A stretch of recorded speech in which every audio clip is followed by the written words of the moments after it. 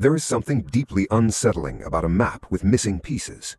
We trust maps, we build nations on them, draw borders with them, go to war over them. A map is supposed to be truth, cold, measured, undeniable.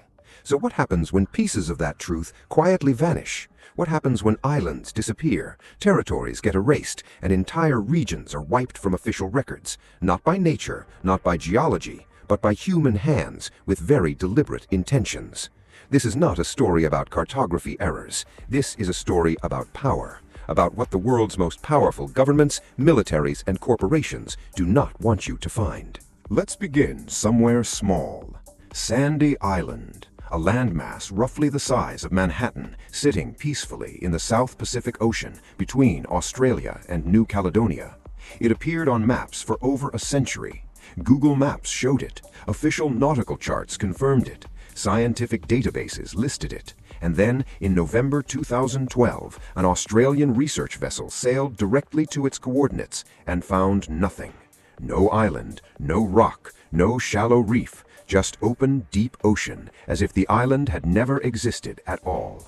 Scientists were baffled. The world's media called it a ghost island. Authorities quietly deleted it from every official map and moved on. But no one ever truly explained how an island the size of a city appeared on authoritative global maps for over 100 years without anyone questioning it. Someone had drawn it there, and no one asked why. Sandy Island was not alone. Throughout history, dozens of islands, territories, and geographic features have appeared on maps only to vanish without explanation. Bermeja, a small island located in the Gulf of Mexico, appeared on Spanish maps as far back as the 1500s. For centuries it was documented, referenced, and used in legal treaties. Then, in the early 2000s, when Mexico was in the middle of a heated legal dispute with the United States over oil-rich underwater territories whose boundaries depended heavily on where Bermeja was located, the island simply could not be found. Multiple expeditions searched for it. Satellites scanned the coordinates. Nothing was there. Mexican senators publicly accused the CIA of destroying the island to shift maritime boundaries in America's favor. An investigation was launched, and then, very quietly, it was dropped. The island stayed missing, the oil rights shifted, and the world moved on. Because that is what we do. We move on. But here is what they are counting on: your willingness to accept the disappearance, file it under mystery, and never ask the deeper question.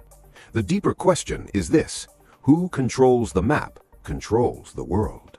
This is not a metaphor. It is one of the oldest and most ruthlessly applied principles of geopolitical power. When you erase a territory from a map, you erase the legal claim to it. You erase the people living on it from international protection. You erase the resources beneath it from public accountability. A place that does not appear on an official map does not officially exist. And a place that does not officially exist has no rights, no sovereignty, and no protection under international law.